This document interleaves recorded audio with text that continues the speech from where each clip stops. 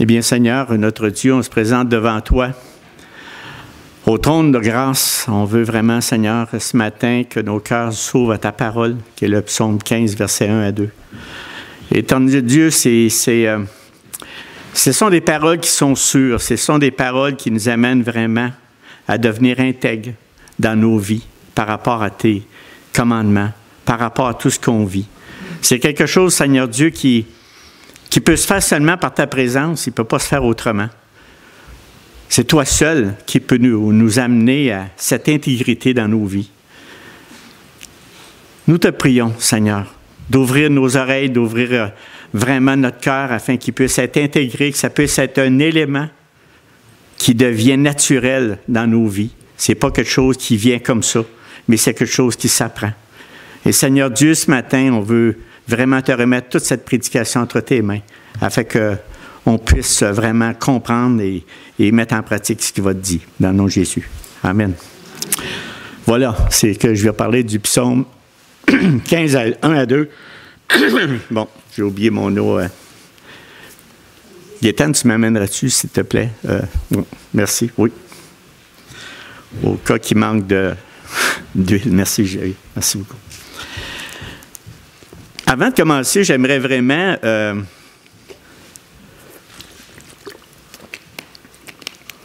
vous dire que ce que je veux dire dans la prédication, je ne veux pas que vous soyez découragés à la fin, je veux que vous soyez plutôt encouragés. Pas découragés, mais encouragés. Parce que je veux me limiter, puis le mot que je veux vraiment ressortir, puis qu'on veut placer vraiment dans le cœur, dans votre cœur et dans le mien, parce qu'il est déjà rendu dans le mien, mais moi, je veux vraiment qu'il soit dans le vôtre pour partir aujourd'hui, puis c'est vraiment le mot d'intégrité. C'est un mot qui a l'air bizarre, mais ça fait plusieurs heures et je dirais même quelques semaines que je pense que je médite à ce mot, à ce verset qui est rempli, c'est un verset qui nous amène à être sans compromis avec la parole de Dieu. Mais quand même, ne vous découragez pas parce que c'est un commencement d'une série que je vais faire. Donc, je ne peux pas parler de toute l'intégrité là aujourd'hui, mais il y a une chose qui est sûre, c'est que le mot intégrité, moi, c'est mon désir. Quand je dis j'aimerais ça, je ne vais pas vous imposer, c'est pas, mais que vous partiez d'ici en disant, oh, je vais méditer, je vais réfléchir sur ce mot-là. Ce mot-là qui a l'air pas important, mais tous les mots dans les Écritures sont importants. Mais j'aimerais y donner une importance. Et je lis comme ça et je commence. Le psaume 15, versets 1 et 2. « Ô Éternel, qui séjournera dans ta tente? Qui demeurera sur ta montagne sainte? » Et gardez bien la réponse. « Celui qui marche dans l'intégrité, qui pratique la justice et qui dit la vérité selon son cœur. » Deux questions extrêmement importantes. Ô Éternel, qui séjournera dans ta tente? Qui demeurera sur ta montagne sainte? Et là, David répond, c'est celui qui marche dans l'intégrité. Puis vous allez voir, je vais peut-être répéter quelques fois la même chose. Pas parce que je radote, c'est parce que vraiment je veux que ça rentre. Je veux vraiment expliquer les choses dans différentes manières. Il va dire, il l'a dit tout à l'heure, mais encore, qu'importe. Donc, je vous pose la question. Pourquoi c'est si important de marcher dans l'intégrité? Parce que le véritable chrétien qui veut vivre pleinement une vie de sainteté doit connaître la profondeur de ce mot afin de le mettre en pratique durant toute sa vie. Car l'intégrité est directement liée à la sainteté. Ça fait suite au message à Vincent la semaine passée. Dieu aime que ses enfants marchent dans l'intégrité car il les soutient. Il les fortifie sans cesse à chaque jour de leur vie sur cette terre. Fait que nous, on va voir l'importance de marcher dans l'intégrité. On va faire ça en 3 points. Qu'est-ce que veut dire le mot intégrité? Vous allez peut-être être surpris. Vous allez dépenser là-dessus. Qu'est-ce qui nous empêche de marcher dans l'intégrité? C'est assez intéressant de voir qu'est-ce qui peut nous empêcher de marcher. Et c'est quoi vivre une marche dans l'intégrité? Je vous dis, il manque des morceaux à ce message-là, mais la semaine prochaine, on va couvrir encore davantage, puis on va donner des points pour ça. Mais on commence avec ça. Que veut dire le mot intégrité? C'est qualité de quelqu'un qui observe parfaitement les règles morales, qui respecte scrupuleusement, mes mots sont pesés, qui respecte scrupuleusement ses devoirs, les règlements, en le faisant d'une parfaite honnêteté et sans compromis. Il n'y a pas de compromis là-dedans. Il est intègre. C'est quoi avoir de l'intégrité? Je dis, je répète, là, c'est en d'autres mots. Être intègre, c'est agir avec honnêteté et respect, être fidèle à nos valeurs, principalement basées sur les valeurs divines, afin de prendre des décisions justes, même lorsque personne ne nous regarde. Parce qu'on n'est pas toujours intègre. Vous allez voir ça tantôt, on va décrire ça, on va déchiqueter ça. C'est très important, la petite phrase que je viens de dire. Quand personne nous regarde aussi, il faut être intègre.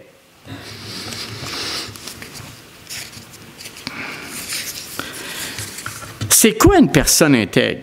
Il m'a dit, tu viens de le dire. Non, c'est une autre manière de le dire. C'est une personne qui considère et contemple admirablement, j'ai pesé mes mots, admirablement des règles morales, qui respecte fidèlement et sérieusement. C'est qui met vraiment une touche spéciale, ses devoirs, les règlements, que nous ne pouvons pas corrompre. Tu ne peux pas le corrompre. Quelqu'un qui est dans une personne intègre, tu ne le corromps pas. C'est-à-dire que nous ne pouvons pas le séduire par des présents ou des promesses, l'amener à agir contre sa conscience ou les devoirs de sa charge, le soudoyer finalement. C'est ça quelqu'un d'intègre. Non, on étudie assez, oui, ça va. On a-tu pesé les mots? Donc, avec toutes ces définitions du mot intégrité et intègre que je viens de vous donner, sommes-nous des personnes qui marchent pleinement et véritablement dans l'intégrité? On doit te poser cette question-là. Sommes-nous des personnes intègres? Est-ce que c'est important pour le véritable chrétien de marcher dans l'intégrité? Je dois vous dire oui. Celui-là, je dis oui. Les autres, j'ai un bémol, mais ça s'apprend. C'est tout ce que je sais, mais c'est important. C'est important parce que le véritable chrétien qui ne tient pas compte de cela peut avoir des difficultés. Donc, depuis le tout début de ma vie chrétienne, vous savez, ce mot dans les Écritures m'a tout le temps attiré.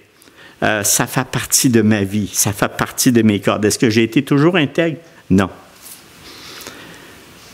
Tu peux pas. Tu peux pas. Mais tu peux t'améliorer. Tu peux t'améliorer, puis tu peux être sensible. Vraiment. Parce qu'il y a des choses, puis je vais l'expliquer tantôt. Si tu es sensible à ce mot, ça va te toucher quand ça va arriver, puis je vais les expliquer tantôt. Mais ça m'a toujours fasciné. Souvent, dans ma marche de vie chrétienne, je me suis souvent posé la question, est-ce que je suis une personne intègre? Et je me la pose toujours encore aujourd'hui. Puis je vais me la poser demain puis après-demain. Savez-vous quand je vais arrêter? À ma mort. C'est important, mes frères et sœurs, qu'on comprenne ça. Pourquoi? Parce que ce trait de caractère doit être travaillé à tous les jours de notre vie chrétienne. Tous les jours. Chaque jour que le soleil se lève, il nous arrive des situations qui nous amènent soit à rester intègres ou à ne pas rester intègres. Vous savez que quand on ne reste pas intègre, ça veut dire qu'on est corrompu, on est malhonnête, on est injuste, on est vendu. En tout cas, ça marche de même. Mais ce qui est important, c'est que nous demeurions toujours sensibles à ce mot dans notre vie chrétienne. On va voir des exemples tantôt, afin que nous puissions réaliser hors de tout doute que nous avons besoin d'apprendre à travailler sans cesse, à devenir intègres devant les hommes et devant Dieu. Principalement devant Dieu, devant la face de Dieu. Mais devant les hommes aussi, c'est important. Dans le livre de Psaumes, il y a beaucoup de passages qui parlent de l'intégrité et qui devraient beaucoup nous faire réfléchir. Par exemple, c'en est un que vous pouvez retenir. Mettez-les en note, puis pensez-y toute la semaine. Le Psaume 41, 13. J'aime la façon que David, sous l'inspiration divine, a écrit ça. Puis c'est pesant, là. C'est pour ça que je dis, prenez-les et réfléchissez toute la semaine. Et dit ceci, 41, 13. Tu m'as soutenu à cause de mon intégrité.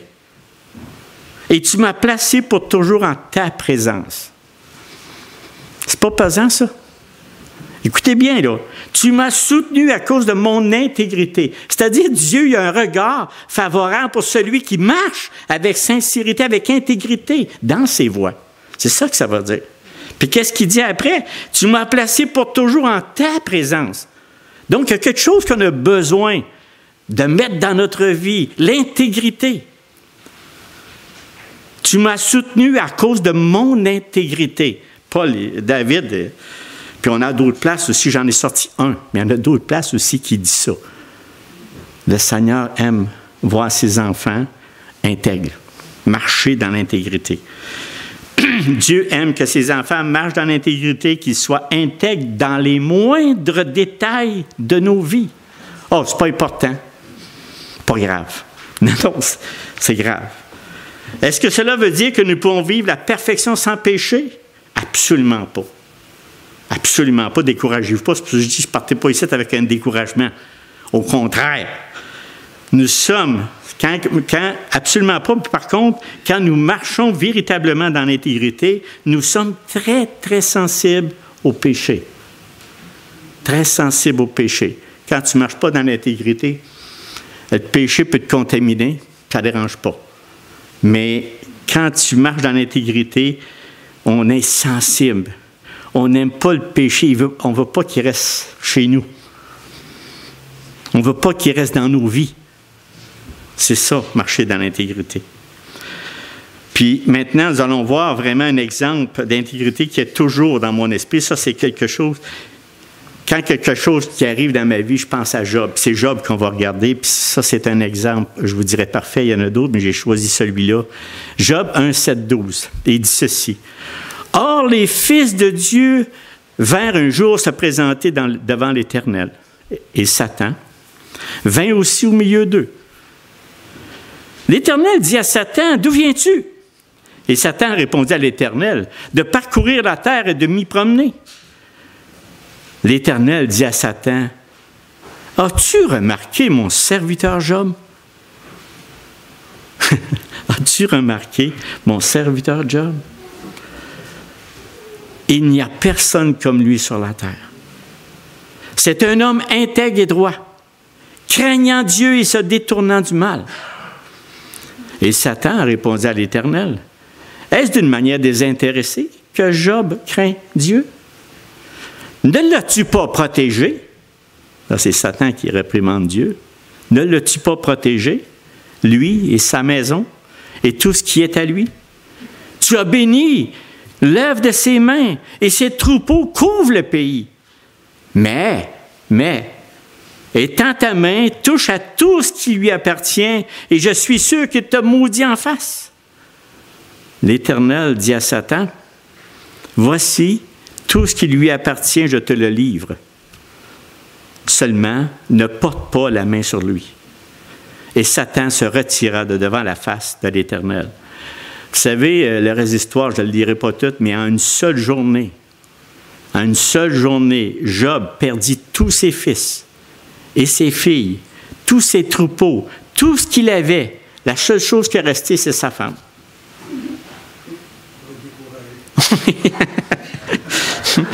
Absolument. Fait que, quelle fut la réaction de Job? Quelle fut la réaction de Job? Alors, vers Job 1,20, alors Job se leva, déchira son manteau et se rasa la tête. Puis, se jetant par terre, il se prosterna et dit, « Je suis nu du sein de ma mère. Je suis sorti du nu du sein de ma mère, merci, il manquait un petit mot important. Je suis sorti nu du sein de ma mère, et nu je retournerai dans le sein de la terre. L'Éternel a donné, l'Éternel a ôté. Que le nom de l'Éternel soit béni. Et tout cela, Job ne pécha point et n'attribua rien d'injuste à Dieu. Vous savez, Job déchira son manteau en signe de son émotion. Moi, je suis en état de choc aussi. Pensez-y, là. Tu perds tout d'un coup sec, tes fils, tes filles, tout ce que tu as, tous tes biens, tous tes troupeaux. Il était dans un état de choc et c'est ça qu'il était. C'est pour ça qu'il a déchiré son manteau. Et il se rasa la tête, symbolisant la perte de sa gloire personnelle. Puis se jetant par terre, signe non de désespoir, mais d'humble soumission à Dieu. Il y avait une soumission à Dieu malgré tout ce qui venait d'arriver. Même plus que ça, il l'adora. Non seulement qu'il a accepté ce qu'il devait vivre, mais il l'adora. Il reconnaissait parfaitement les droits souverains de Dieu. L'Éternel a donné, l'Éternel a ôté. Job loua l'Éternel. Fait remarquable, dans l'adversité, le malheur, Job adora Dieu. Ça, c'est vraiment être intègre devant l'Éternel. C'est vraiment d'être soumis sous sa volonté. Contrairement à de nombreuses personnes, même certains chrétiens, il ne cédait pas à l'amertume et refusa de reprocher à Dieu ses agissements. Par des fois, on va entendre à ça, on pogne une maladie, soit mortelle ou qu'importe, ou même des fois, il nous arrive des choses qui dépassent notre entendement. Je vais vous dire vraiment, il faut se préparer parfois à ça. Là, je ne veux pas être pessimiste, là, mais des fois, mes pensées m'arrivent à ça. Qu'est-ce que tu ferais, Gérard, si tu perdrais tout ce que tu as? Ça a l'air niaiseux de dire ça, mais dans le fond, il faut être préparé. C'est ça de l'intégrité. Voir tout ce que Dieu nous donne, puis de dire que demain matin, on n'a plus rien. De toute façon, si on meurt, vous savez que c'est radical. On perd tout. Fait qu'on s'en va dans le petit. Mais il faut quand même avoir un état d'esprit comme ça. La réaction étonnante de Job montre que Satan avait profondément tort en prédisant que Job maudirait Dieu. Il s'est trompé. Puis c'est correct, là. C'est Dieu qui mène, puis Dieu savait que Job t'intègre. L'adoration sincère de Job au moment où il perd tout confirmait les paroles de Dieu concernant son caractère spirituel. Vraiment, il l'avait. Il avait vraiment l'intégrité dans son cœur. L'attitude de Job démontre une totale intégrité envers le Dieu Tout-Puissant, l'Éternel, le Dieu souverain et créateur de toutes choses, tout ce que nous voyons, tout ce que nous possédons, c'est car tout lui appartient. Mais là, le test pour Job n'était pas terminé. Vous savez ça, l'histoire, vous la connaissez bien, l'histoire. Job 2, verset 2. L'Éternel dit à Satan, « D'où viens-tu? » Satan répondit à l'Éternel, « De parcourir la terre et de m'y promener. » L'Éternel dit à Satan, « As-tu remarqué mon serviteur, Job? Il n'y a personne comme lui sur la terre, c'est un homme intègre et droit, craignant Dieu et se détournant du mal. Il demeure ferme dans son intégrité et tu m'excites à le perdre sans motif. » Tu viens de parler de lui encore, là, ben non, tu vas m'en parler. Là. Et Satan répondit à l'Éternel, « Ben garde, peau sur peau, peau. Tout ce qui possède un homme, tout ce que possède un homme, il le donne pour sa vie. Mais étends ta main, touche à ses os et à sa chair. Je suis sûr qu'il te maudit en face. » Et l'Éternel dit à Satan, « Voici, je te le livre seulement, épargne sa vie. » C'est là qu'on voit que Dieu a la toute-puissance. Et il faut vraiment prendre compte que ce que je viens de dire, le dernier verset, oui, il peut nous arriver quelque chose, mais Dieu est en contrôle. Satan n'a aucun pouvoir. Personne n'a aucun pouvoir sur nous. C'est Dieu. Dans nos vies, c'est lui qui mène. Si on subit quelque chose, Dieu qui est encore souverain. C'est pas drôle de dire j'ai une maladie, puis là, je ne parle pas au travers de mon chapeau, tu as quelque chose qui t'arrive, tu dis, Seigneur, c'est dur à porter, mais je veux rester fidèle.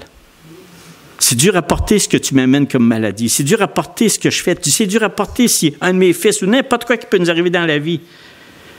Mais sachons que Dieu est en contrôle. Puis on va prier et l'adorer parce qu'il peut nous soulager de nos choses. Avez-vous la pleine conviction? En tout cas, je veux que Dieu me mette ça profondément dans mon cœur pour que je reste ferme et intègre devant lui. Satan suggéra que si Job devait souffrir physiquement, il maudirait Dieu en face. Car voyant que Dieu était sûr, lui, que ça marcherait, et voyant que Dieu s'opposait à lui, il n'aurait plus aucune raison de l'adorer. Fait significatif, l'Éternel permit à Satan d'affliger à Job, mais sans le tuer. Tu ne le tueras pas, là. Tu vas juste lui donner une maladie ou ce qui est assez incurable. Donc, l'Éternel savait quand même que Job ne le réunirait pas. Il connaissait son cœur. Et Satan se retira de la face de l'Éternel, puis il frappa Job d'un ulcère malin depuis la plante du pied jusqu'au sommet de la tête. Quelle fut la réaction de Job? C'est une belle histoire à garder dans nos cœurs, mes frères et sœurs, parce que ça, c'est une histoire que j'aime beaucoup de lire, de méditer. Quand il arrive des choses, je me rappelle, je vais voir Job, comment est-ce que... Tu sais, c'est... Et Job prit, imaginez, il vient d'avoir un ulcère malin, et Job prit un tesson pour se gratter et s'assit sur la cendre. C'est ça qui est marqué, mais je rajoute, sans dire quoi que ce soit. C'est une belle image. Tu ne fais pas le chien mort, tu mets là, t'attends. Tu regardes à ton Dieu, puis il n'y a rien à dire. Job 2, versets 9 à 10. C'est peut-être pour ça qu'il a gardé Dieu, sa femme. OK? C'est ça qu'a dit Larry. Sa femme lui dit, « Tu demeures ferme dans ton intégrité. » Maudit Dieu et meurt. Mais Job lui répondit, « Tu parles comme une femme insensée. Quoi nous recevons de Dieu le bien, et nous ne recevrions pas aussi le mal. » Et en tout cela, Job ne pécha point par ses lèvres. Quand la femme de Job lui conseilla d'oublier son intégrité et de maudire Dieu afin d'en finir, Job la traitait de femme insensée. Vous savez, c'est un mot, on parle du mot du hébreu, plutôt Nabal, qui était spirituellement, ça voulait dire spirituellement ignorante ou sans discernement. À son issue, ce conseil de maudire Dieu était exactement ce que Satan avait prédit à 2 reprises concernant Job, alors que Job avait besoin vraiment d'être réconforté par sa femme. Franchement, là, quand tu n'as pas une maladie, non seulement que tu voulais rester intègre avec Dieu, mais là, sa femme, c'est pas ça qu'elle a dit. Elle était loin de le réconforter. Il a encaissé vraiment un coup terrible.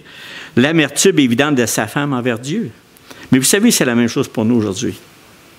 On pense que c'est dans vraiment des milliers, puis c'est plus aujourd'hui. Non, mes frères et sœurs, c'est la même chose. Des fois, on vit des situations difficiles. Ça peut être de la pauvreté, ça peut être des maladies incurables, ça peut être quelque chose, des maladies temporaires, ça peut être 2-3 ans, puis les autres te regardent et disent « Hey, où est ton Dieu? » C'est donc bien innocent. Oui, mais là, Dieu, je prie que l'Éternel vienne me guérir, je prie que l'Éternel me donne le courage d'avancer, je prie que l'Éternel...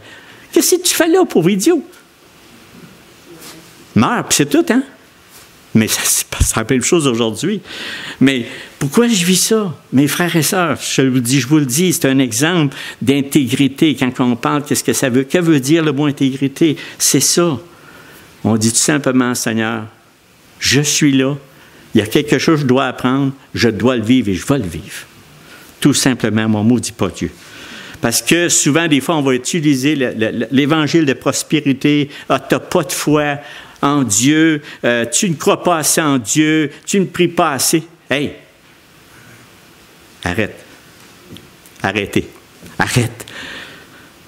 Prenons et gardons confiance. Restons intègres dans la parole de Dieu. Restons avec une confiance totale que Dieu est en action, qu'il est souverain, puis qu'il a le plein contrôle. Et ne nous laissons pas décourager par des choses comme ça, qui est un évangile, un faux évangile. Job faisait preuve d'une pleine confiance en Dieu. Job demanda à sa femme, pourquoi, si nous recevons Dieu le bien, nous ne recevions pas aussi le mal? Dieu n'est pas l'auteur du mal. Pas du tout. Mais il y a des choses qui n'interviennent pas, puis ça le regarde. Ça le regarde. Tu sais, des fois, j'ai dit, oui, Seigneur, je ne suis peut-être pas d'accord avec ta décision, mais ça te regarde. C'est toi qui es le maître. C'est toi qui es le maître de l'Évangile. C'est toi le maître de la terre. C'est toi le maître de nos vies. Donc, Ecclésiaste 7,14, il dit, au jour du bonheur, sois heureux, et au jour du malheur, réfléchis.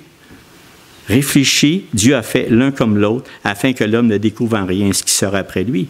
Donc, l'attitude de Job s'oppose de façon frappante à la vision de ce monde pour que les épreuves jettent un doute sur l'existence même de Dieu. Il ne faut pas pogner là-dedans.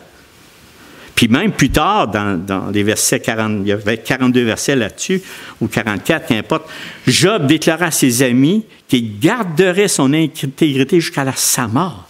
Vous savez, après ça, ce qui s'est passé avec Job, là, ses amis ont dit, ben Job, parce que tu as un péché, toi, c'est parce que tu n'as pas venu. Tu sais, il n'y avait rien pour l'encourager, ni sa femme, ni tous ses amis.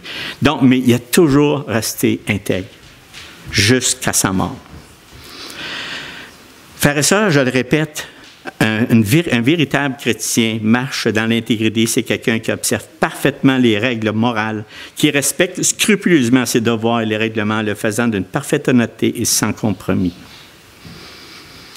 Qu'est-ce qui nous empêche de marcher dans l'intégrité? Vous savez, je le sais, puis des fois, je vais parler dans différents messages. On est dans une réalité. Chaque jour que nous vivons, on est submergé de toutes sortes d'injustices.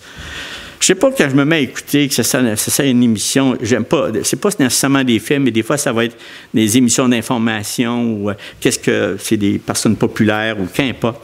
Puis, des fois, c'est de savoir qu'est-ce qui se passe. Mais quand j'écoute certains propos, là, ça sent l'injustice, c'est l'immoralité, c'est le compromis sur beaucoup de valeurs fondamentales. Principalement à l'encontre des voies divines. Vous savez, est-ce que nous en prenons vraiment conscience? Moi, en tout cas, depuis 20 à 30 ans, beaucoup de valeurs divines qui étaient là, sans dire que beaucoup, ne sont plus considérées. Moi, je pense aux jeunes aujourd'hui, aux jeunes, là. Ils ne peuvent pas voir la différence, ils ne l'ont pas vu avant. Mais tout ça pour dire qu'on ne s'en va pas dans le mieux, on s'en va dans le pire. Il n'existe plus de conscience nationale. La culpabilité et le regret ne sont plus des facteurs déterminants du comportement. Ah, bien, fais ce que tu veux, mon homme, mais qu'est-ce que tu peux en faire? C'est pas grave, ça. Tes sentiments, oui, donne-y. Les politiciens qui sont censés préserver les grands idéaux de notre pays ouvrent, au contraire, la voie au compromis et mettent en avant leurs nobles normes et idéaux avant leur élection. Mais après, qu'est-ce qu'ils font? Les comportements, les mêmes, une fois qu'ils sont en fonction, ils ont changé d'idée. Il ne faut plus. Il y avait des bonnes valeurs, mais ils ont changé.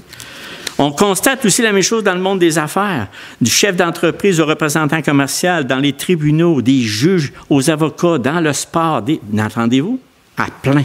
Des propriétaires de clubs aux athlètes, de fêtes, dans tous les domaines de la vie. Ainsi, les gens apprennent à mentir, à tricher, à voler, à dissimuler la vérité, à faire tout ce qui est nécessaire pour obtenir ce qu'ils veulent. Donc, le compromis, c'est une mode aujourd'hui. Fait qu'on a-t-il besoin de l'aide de l'Éternel? Absolument. Si on n'a pas les Écritures, si on n'a pas la loi de l'Éternel dans nos cœurs, on va se perdre là-dedans. Puis en plus, malheureusement, la philosophie et la pratique du compromis, parce qu'il y a une philosophie au travers de ça, une philosophie de ce monde, et la pratique du compromis, bien, ça envahit même l'Église aujourd'hui. La tolérance est l'idéologie en vigueur dans notre société. Alors, l'Église adopte toute une perspective similaire pour atteindre les inconvertis. Hey, il n'y a plus personne qui vient à l'Église. Mettons-nous à la page. Adoptons les philosophies de ce monde pour attirer ce monde, afin qu'ils puissent être là. Hey, on va les flatter sur le bord du poêle, comme on dit. Mais nombreux sont les chrétiens qui cherchent à offrir l'Évangile aux gens sans les offenser. Hey, on va faire quelque chose qui vous plaît. Pourtant, la nature même de l'Évangile est offensante. Quand tu regardes ça, elle est offensante du fait que de la confrontation des pécheurs avec leurs péchés. Hey, t'es un pécheur. Aïe, aïe, qu'est-ce que tu fais là? Non? Vraiment. Car la majorité de ce monde n'accepte pas qu'ils sont pécheurs. Voyons. Préférant ignorer cela, beaucoup d'Églises compromettent délibérément la parole de Dieu plutôt que de prendre fermement appui sur l'Évangile, donnant ainsi au monde une version trop dure à accepter, fait qu'on allège. Tu sais, on fait juste dire, « Hey, donne juste ton cœur au Seigneur, là, et tu seras sauvé. » Là, on s'arrête là. Alors, si on rajoute d'autres choses, ça ne marche plus, là, de la repentance. Bon, ça, cet évangile-là, là, ça ne change aucun cœur. Ça ne donne aucune repentance au péché. Parce que le péché couvre nos âmes, puis il couvre toutes les âmes de ce monde. Ça prend un évangile solide, un évangile qui nous dit qui on est vraiment. Donc, c'est la même chose sur le plan individuel. L'esprit, tout ce qui a envahi ce monde veut juste dire que nous-mêmes, nos interactions personnelles, des fois, moi-même, je suis gelé, tu sais, on essaye, bon, on veut parler de quelque chose, puis, oh, papa, ici, tout de suite, il se revient. Tu fais juste nommer Dieu. Juste Dieu. Hey, non, parle-moi pas de Dieu. Hey, mais là, je veux te parler d'une bonne nouvelle. Hey. Non, mais vous le savez, là, vous vivez ça. Puis, donc, nous, il ne faut pas rentrer là-dedans, il faut rester intègre. Ce que je veux dire, c'est que s'il t'ouvre la porte, tu vas lui dire directement ce que dans ton cœur, ce que c'est vraiment l'Évangile. Et c'est là, des fois, qu'il ne faut pas se retenir. Il faut dire toute la vérité. Mon homme, t'es pécheur. Il faut vraiment que tu te repentes de tes péchés pour venir à Christ. Puis Christ a un pardon total. Christ amène celui qui a une grande repentance de ses péchés, de celui, puis il va t'aimer, il va te couvrir. Oui, donne-toi entièrement à Christ. Oui, il va t'aider. Mais il faut que tu te donnes. Et souvent, des fois, le compromis de la parole de Dieu, ça arrive souvent au niveau du travail, dans nos quartiers, parce qu'on n'ose pas parler, parce que si fait notre voisin, si tu parles de ça, il va te caser la porte, il ne veut plus te parler. Des fois, tu t'es isolé. Bien, on vit ça un peu aussi, là. Mais je veux dire, il faut quand même, si je veux vous encourager, là, tous ces éléments-là que je viens vous donner, il faut à ce moment-là, tout simplement, faire une vie qui démontre qu'on marche avec Christ dans l'intégrité. Tu n'es pas obligé de parler, mais juste te voir agir, non, moi je ne touche pas à ça. Non, j'écoute pas ça. Non, je regarde ça. Et déjà là, tu dis, hey, pourquoi tu n'écoutes pas ça? C'est l'inverse. C'est comme si, tu ne veux pas m'entendre parler, mais en même temps, ce que je veux expliquer, c'est la marche dans l'intégrité va les toucher. Comprenez ce que je veux dire? Parce que pour Paul, la première façon, ou la façon, si on peut dire, de prêcher l'Évangile, est par notre comportement. C'est ça que Paul dit. Il voulait que tous ceux qui l'amenaient au Seigneur vivent avec intégrité. Et ça, au-dessus de toute critique, afin de rendre la bonne nouvelle crédible aux yeux des non-croyants. Il dit, marchez avec intégrité dans mes voies. Vous allez voir, vous allez les toucher par eux-mêmes, sans même parler. Philippiens 22, il précise cette pensée dans Philippiens 2, 14, 15. Il dit, mes chers amis, faites donc fructifier votre salut. Faites tout sans vous plaindre et sans discuter pour être irréprochables et purs des enfants. Des enfants de Dieu sans tache au sein d'une humanité corrompue et perverse. Dans cette humanité, vous brillez comme des flambeaux dans le monde en portant la parole de vie. C'est pour ça que je vous dis que la marche dans l'intégrité avec Dieu touche les âmes. Touche les âmes, pas faire autrement. C'est notre outil la plus forte. Mais si on vous voit faire des compromis, si on vous voit faire ouais, c'est vrai, j'aurais pas dû te parler du péché, c'est vrai que je te dis, t'es pécheur, c'est ta raide, là, je m'excuse. Non, il est pécheur. Ça veut dire qu'il demande, là, fait que, tu sais, je veux dire, on ne peut pas l'adouer, mais c'est ça, vraiment, l'intégrité, de marcher avec Dieu, avec intégrité. Frères et sœurs, Dieu attire les élus dans son royaume par l'intermédiaire des chrétiens qui vivent dans l'intégrité et qui démontrent leur différence sans compromis par rapport au monde, qui révèlent leur véritable allégeance par leur engagement et leur obéissance à quoi? Aux normes de Dieu.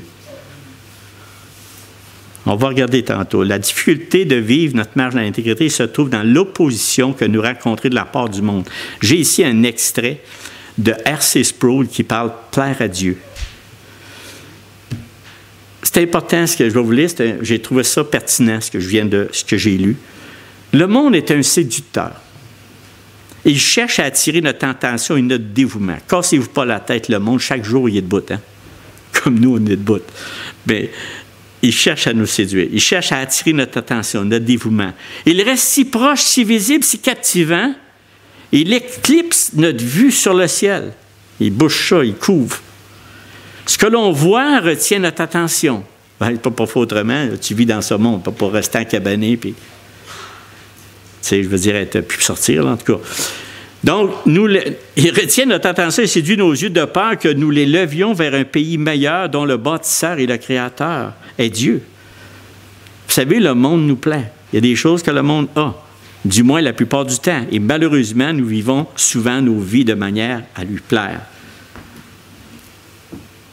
S'ensuit alors un conflit, car plaire au monde coïncide si rarement avec plaire avec Dieu. Ça ne peut pas aller ensemble. C'est pour ça que je vous dis, quand on marche avec intégrité, on doit constamment, on va le voir, on va tomber dans un côté pratique. C'est mon troisième point. Puis on va pouvoir voir que c'est quoi dans la vie, puis je n'avancerai pas la chose, mais je vais y arriver. Donc, l'appel divin que nous recevons est celui-ci, ne vous conformez pas au monde actuel. C'est vraiment notre commandement. Mais le monde veut que nous soyons en partenariat avec lui. Il fait pression sur nous avec l'ultime pression de nos pères. Ça, c'est tous ceux qui sont autour de nous. Nos voisins, nos patrons, tout ce que tu veux, tout ce qu'on peut mettre. Mais ce qui rend encore plus confus les véritables chrétiens, même les jeunes, c'est que beaucoup d'églises sont devenues à présent si adeptes de la compromission avec le monde qu'ils ne savent plus vivre sans se compromettre. Même les chrétiens de longue date se laissent séduire par des paroles flatteuses qui nous amènent à vivre une vie comme nous aimions selon ce monde et en même temps en ayant l'approbation de Dieu sur notre manière de vivre. Et ça, c'est quelque chose, je m'explique. Ce manque de discernement va à l'encontre de notre marche dans l'intégrité. C'est-à-dire que quand on écoute des choses, il faut s'investir totalement et de méditer, de réfléchir à la parole de Dieu. Quand tu écoutes quelque chose, est-ce qu'on demande à Dieu du discernement ce qu'on entend? Il y a beaucoup de pollution sur l'enseignement dans les églises. Vraiment. Puis je vous le dis, puis on tombe là-dedans. On tombe là-dedans parce qu'il y en a qui savent parler, ils savent dire des choses. C'est pas moi qui va dire, mais ils savent dire des choses pour, en fait, comme mieler ou donner un petit peu quelque chose de bon, un anan de Dieu pour dire, ben, garde Dieu ici et ça, mais parfois, c'est pas Dieu, pas en tout. C'est pas ce Dieu-là. Le Dieu que moi je connais, j'écoute ça, des fois, je peux même pas aller plus loin. Je veux dire, non, tu t'en vas, c'est à la mauvaise place, là. Il faut, mes frères et sœurs, qu'on travaille notre intégrité dans les Écritures pour pouvoir discerner ce qui se dit. Sans ça, on ne sait plus où aller. Ça nous prend du discernement, puis ça, il faut prier régulièrement pour avoir ce discernement que Dieu nous donne. Dieu, ouvre mes yeux, mes oreilles, afin que qu'est-ce que j'entends, es-tu véritablement dans tes valeurs? Est-ce que c'est du compromis à ta parole? Est-ce que c'est quelque chose qui va à l'encontre de ta parole? C'est ça, arriver à dire, est-ce que je suis intègre dans ce que je fais? Puis là, je vais y arriver, toujours dans la pratique. Mais le pire ennemi de notre marche dans l'intégrité, c'est nous-mêmes.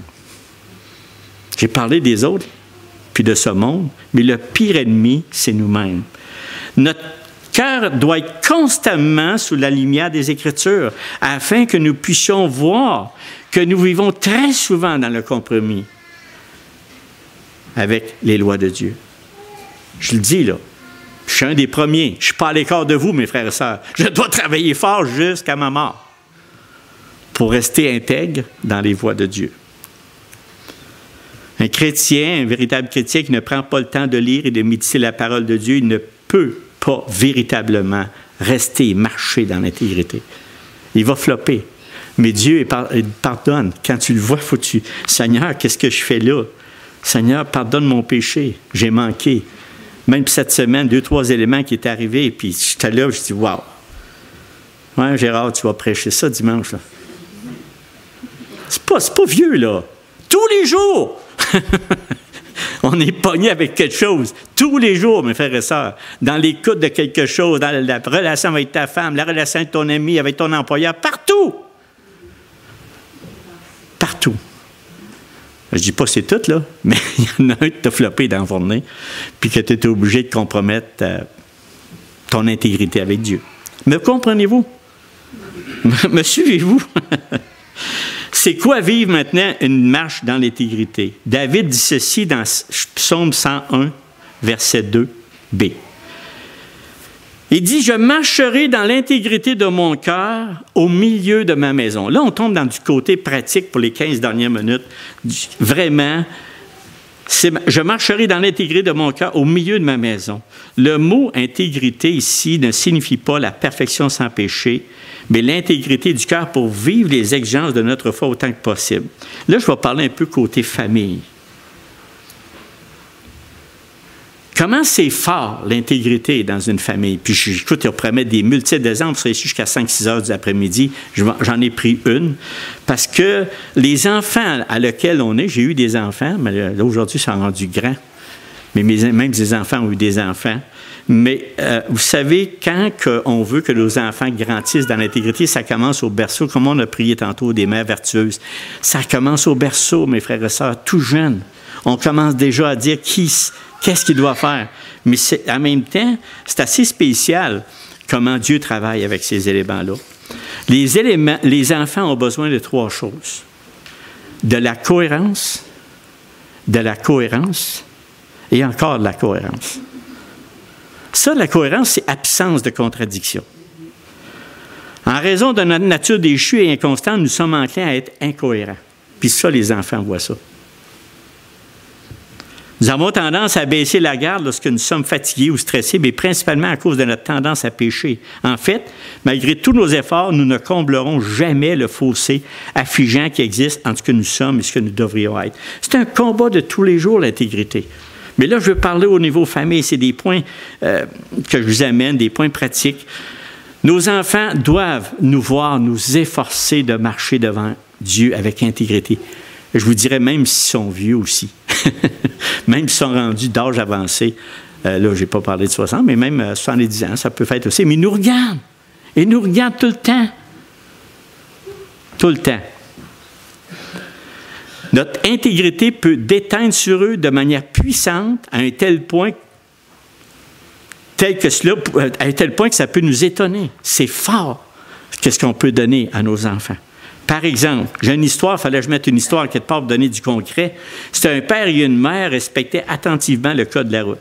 Qu'ils étaient en voiture parce qu'ils avaient enseigné à leurs enfants. Puis ça, là, ce que je viens de dire là, c'est un exemple très fort. J'en ai pris un, puis j'ai dit, oups, on va prendre celui-là. Là. Mais mettez ça plus petit, mais c'est pareil, ça ressemble. OK, il dit ça. Bon, il était en voiture parce qu'il avait enseigné à leurs enfants ces règles de conduite étaient vraiment les règles de Dieu. Tu sais, les règles qui sont par le municipal, ça c'est n'importe quelle province, c'est toujours, ils expliquaient aux enfants, puis ils l'ont mis avec intégrité. Bon, bien, que toutes les lois ont été instituées de Dieu. OK? Ils ont dit ça à leurs enfants. Vous devez mettre votre ceinture de sécurité, non seulement parce que vous pourriez avoir une amende, mais si vous ne le faites pas, mais parce que c'est la loi du pays et Dieu nous a donné ces règles. Jusqu'à ce point-là, c'est ça que quelqu'un intègre dans toutes les faces. Pas un juge divin, là, mais dans toutes les lois, les règlements municipaux de la province ou du pays. Donc, ces parents avaient soigneusement instruit leurs enfants dans leur devoir divin, à être soumis aux autorités supérieures instituées de Dieu. Un jour, leur fils s'est rendu à son travail en voiture dans une grande ville située à une 50aine de kilomètres de là. Sa mère a reçu un appel de sa part environ 45 minutes après son départ. Il était à quelques kilomètres de son travail. C'était pas loin. Il s'est rendu compte qu'il avait oublié son permis de conduire. Quand elle lui a conseillé d'aller au travail, malgré tout, et de conduire très prudemment, l'enfant, écoute, c'est un jeune homme, il a répondu « Non, maman, je ne suis pas censé conduire sans permis. » Sa mère lui a dit « Bien, tu n'as que 5 minutes de ton lieu de travail. Sois juste très prudent. » Mais il lui dit, « Maman, tu m'as enseigné que je ne peux pas conduire sans permis. Tu dois venir me chercher ou m'apporter mon permis. » Et il ne bougeait plus. Non, mais je donne un exemple, il est fort l'exemple, là, mais mettez ça en plus petit, là. Mais c'est pour vous dire, c'était tellement ancré dans leur esprit, cette intégrité était tellement forte dans leur enfant, ils commençaient tout jeune à lui dire ça, c'était plus sorti de là. Là, sa mère était confrontée, là. Sa mère a dû prendre ses dispositions pour s'occuper des autres enfants et lui apporter son permis.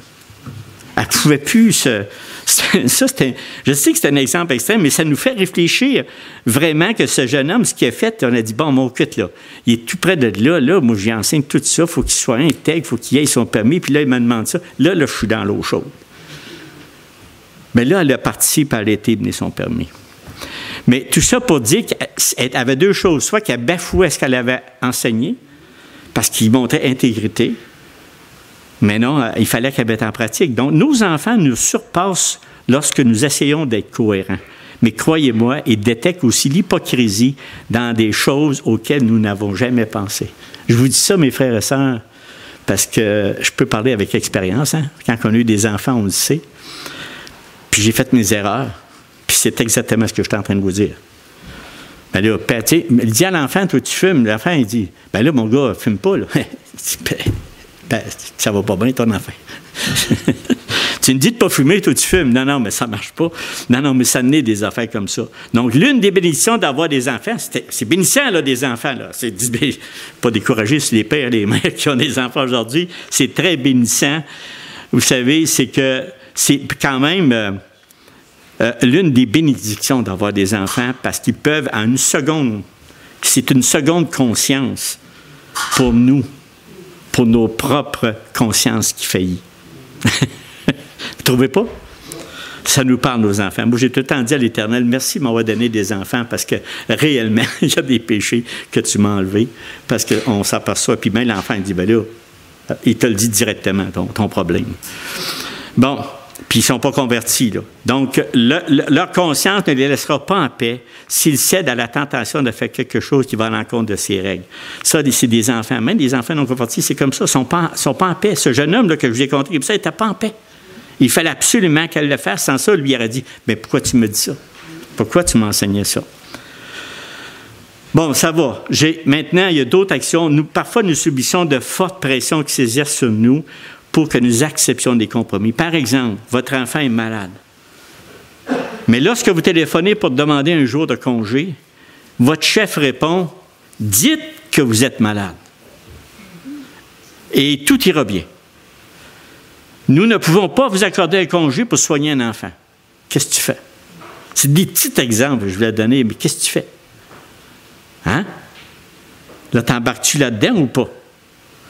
Un certain nombre d'employés de ministère reçurent un jour l'ordre de faire comme s'il était des répondeurs téléphoniques. Qu'aurions-nous fait? C'est des questions que je vous laisse répondre à vos choses. Qu'est-ce qu'on aurait fait? Et comment agir dans une culture qui pousse les ouvriers à prolonger les pauses? Ou de servir du photocopieur ou du téléphone pour notre usage personnel. Écoute, si je viens juste de dire une petite pointe du iceberg, il y a un fond en arrière de ça énorme. Posez-vous, mes frères et sœurs, toutes, parce qu'il dit, ce qu'on dit, bien, tout le monde le fait. Ils me le doivent. Si je ne le fais pas, je perds l'estime de mes collègues. Ils vont dire, hey, toi là, si tu es en train de nous nuire, toi, en étant intègre avec l'employeur, tu es en train de me nuire. Puis tu dis ça au syndicat, qu'importe, là, c'est tout le temps comme ça. Puis ils disent, personne ne le saura. Dieu, lui, il le voit, puis il le sait. On aura des comptes à rendre, mes frères et sœurs. Notre intégrité est précieuse quand un homme, c'est précieux. C'est vraiment précieux. Soyons irréprochables aussi quant à l'argent. Mais là, je sais que j'aurais pu mettre plein d'exemples, mais je veux juste vous soulever que dans notre vie de tous les jours, on a ça à vivre, l'intégrité, une marche dans l'intégrité.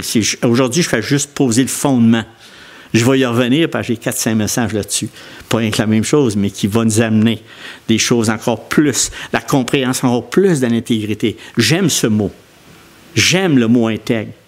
J'aime l'intégrité que Dieu dit, vraiment. Il dit, j'ai secouru parce que je vois en lui l'intégrité, comme il a dit à David, puis je vais l'aider parce qu'il le voit. Maintenant, je vais vous parler d'un autre petit point dans ce point-là, puis ça, c'est nos pensées secrètes. Tout ce qui est à l'extérieur de nous, c'est facile. Bien souvent, on est « Ah, on va le faire parce que mon frère m'a vu. Ma soeur m'a vu. » Ou encore, mon gars, on va le faire. Fait que des fois, tu es obligé de le faire parce qu'il y a quelqu'un autour de toi. Mais là, la dernière petite chose que j'aimerais vous soulever, qu'est-ce qu'on fait avec nos pensées secrètes? Menons-nous, au niveau de nos pensées, une vie secrète différente de celle qui projette le moi connu des autres. Je serais tellement gêné, moi, qu'à un moment donné, vous pourriez voir dans une vidéo en arrière, si mes pensées. Je me cacherais en dessous de quelque chose. Mais en même temps, ces pensées secrètes-là, il ne faut pas se décourager parce que souvent, il y en a qui ont dit « Ah, j'ai eu telle mauvaise pensée, je suis pécheur. » Non, non. Les pensées, dites-vous ça, là. Les pensées que vous avez ne sont pas péchés. Ne sont pas péchés. C'est quand tu vas à l'action. Si tu as médité un péché, bon, tu convoites une femme, et puis là, tu la désires dans ton cœur jusqu'au point d'aller coucher avec elle en esprit, si tu voudrais, bien là, tu es pécheur. Vous comprenez ce que je veux dire? Nos pensées, on en a. Qui de vous n'a pas là? Je vous trouverais vraiment bon. On a des pensées secrètes, puis Dieu les connaît. Mais en même temps, mes frères et sœurs, il faut travailler là-dessus. Il faut travailler là-dessus, puis ça s'en va. On a quelqu'un qui est tout le temps là pour nous mettre vraiment des choses qui nous dépassent. Parfois, certains d'entre nous sont submergés intérieurement d'amertume et de ressentiment parce que leur vie n'est pas devenue ce qu'ils espéraient. C'est toutes des choses, des fois, qu'on a à l'intérieur. Des fois, c'est des blessures. C'est des éléments qu'on a vécus. Puis c'est plate. Ça peut être des divorces, ça peut être des pertes d'enfants, ça peut être toutes sortes de choses qui nous ramènent constamment un sentiment de culpabilité parfois. Mettez ça devant Dieu l'Éternel. Mettez ça vraiment devant le trône de grâce. Tout le flot perpétuel des pensées négatives qui traversent notre esprit semble ne nous laisser aucun répit. Mais Dieu, là, il est présent. Il est toujours présent. Remettez ce fardeau-là dans les mains de Dieu pour marcher dans l'intégrité.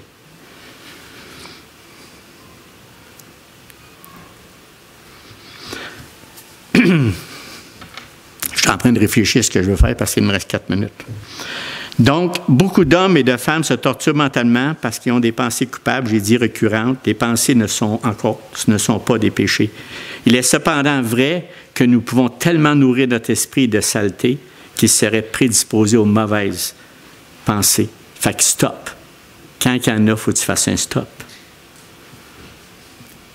Heureux l'homme, Jacques, il dit ceci, 12-14, il dit « Heureux l'homme qui supporte patiemment la tentation, car après avoir été éprouvé, il recevra la couronne de vie. » J'aime ce verset.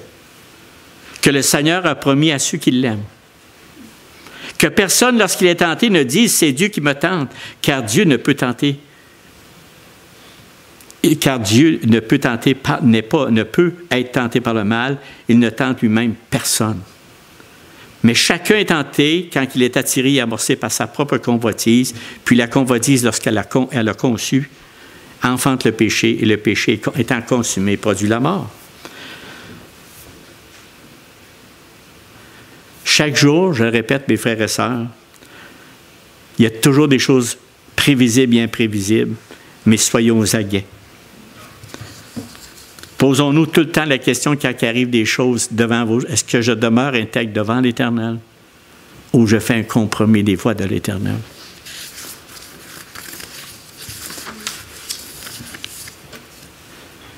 L'intégrité désigne principalement la fidélité à ses préceptes d'éthique et dans notre cas aux principes de Dieu. L'intégrité est d'autant plus essentielle dans la vie de ceux qui ont une autorité dans l'Église. Vous savez que même nous autres qui prêchons l'Évangile, des fois, là, j'ai des... pas troublé, mais sensible. Qui suis-je? Qui suis-je, mon Seigneur, notre Dieu, pour parler à mes frères et sœurs d'un tel sujet? Mais soyez pas inquiets.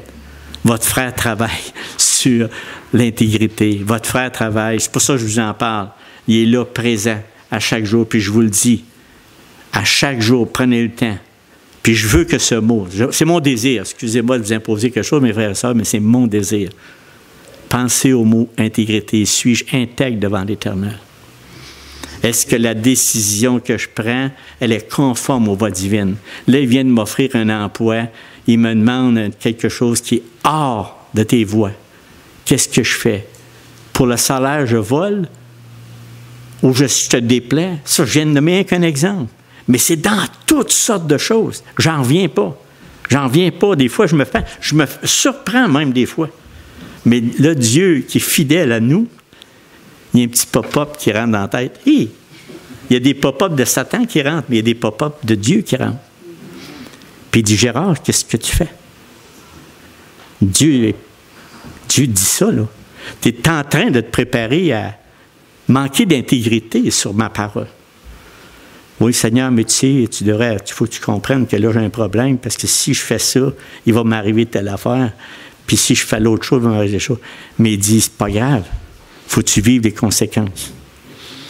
Les conséquences, puis je peux vous dire quelque chose, toutes les décisions qui sont prises avec intégrité devant l'Éternel, oui, tu peux avoir des conséquences par ta job. Oui. Tu peux avoir quelque chose, te faire mépriser par ton collègue ou tes personnes. Oui, oui, oui, oui. Mais Dieu te regarde. Puis il dit, merci, il dit dans le fond, fidèle serviteur. Tu tiens ton intégrité là-dessus, tu ne lâches pas. Je vais vous lire un verset ici que Dieu promet la bénédiction à l'homme intègre. C'est lorsque Salomon a fini la construction de la maison du Seigneur, Dieu lui est apparu puis il lui a dit ça. Puis ça, c'est des versets qu'on devrait regarder quand on marche dans l'intégrité, puis penser à ce qu'il a dit à Salomon. Dieu dit ceci, « Et j'exauce ta prière et ta supplication que tu m'as adressée. Je sanctifie cette maison que tu as bâtie, pour y mettre à jamais mon nom. Et j'aurai toujours là mes yeux et mon cœur. Et toi, si tu marches en ma présence, comme a marché David, ton père, avec sincérité de cœur et avec droiture, c'est-à-dire avec intégrité, faisant tout ce que j'ai été commandé, si tu observes mes lois et mes ordonnances, j'établirai pour toujours le trône de ton royaume en Israël, comme je l'ai déclaré à David, ton père, en disant, tu manqueras jamais d'un successeur sur le trône d'Israël. » Donc, vous savez, mes frères et sœurs, la conclusion est simple. Ceux qui maintiennent une vie d'intégrité seront bénis par Dieu. Ceux qui ne le font pas seront maudits. C'est aussi simple que ça. Surtout ceux qui détiennent une autorité spirituelle. C'est pour ça qu'on enchaîne dans nos culottes d'enseigner vraiment la vérité.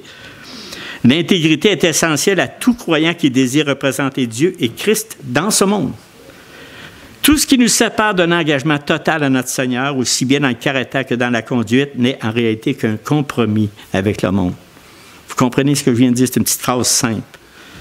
Donc, nous devons, mes frères et sœurs, constamment veiller et prier pour que le Seigneur nous donne du discernement de tout ce qui nous entoure afin de demeurer ferme dans les voies de Dieu. Rappelez-vous dans 1 Pierre 5,8 qui dit « Le diable rôde comme un lion rugissant, cherchant qui il dévorera. » Ça vient souvent dans mon esprit quand il y a des pensées qui veulent me détourner de l'intégrité de Dieu. Donc, le prochain sujet, qui est la semaine prochaine, je vais vous dire comment cultiver. Là, j'ai parlé du fond, de l'intégrité. Là, je vais vous donner la semaine prochaine comment cultiver notre marche dans l'intégrité. Comment le faire? Puis c'est en ayant des motivations justes. Puis ça va être un des 3 moyens, parce qu'il y en a 3. C'est pour ça que je vous dis, mais c'est bon à se rafraîchir toutes ces choses-là, parce que le sujet, je veux le continuer, puis ça va nous fortifier dans la foi, puis ça va nous garder dans l'intégrité, puis rester intègre devant l'Éternel. Prions. Seigneur, notre Dieu, notre Maître, ô Dieu, le Dieu berger, tu es quelqu'un, Seigneur, qui est toujours là, présent dans nos voies, dans nos vies. On te laisse la place, Seigneur, pour diriger nos pensées, pour diriger nos voies, notre conduite, notre comportement, vis-à-vis nos enfants, vis-à-vis nos parents, vis-à-vis notre épouse, notre époux, vis-à-vis même les enfants principalement dans nos maisons. Seigneur, aide-nous à vraiment être intègres dans tes voies. Que le monde puisse voir vraiment, Seigneur, qu'on marche avec toi, avec intégrité, qu'on ne veut pas, absolument pas rien céder, parce qu'on veut marcher dans tes voies. Bénis-nous, Seigneur, qu'on parte avec cette assurance, cette espérance, puis on se remet tout entre tes mains, dans le nom de Jésus. Amen.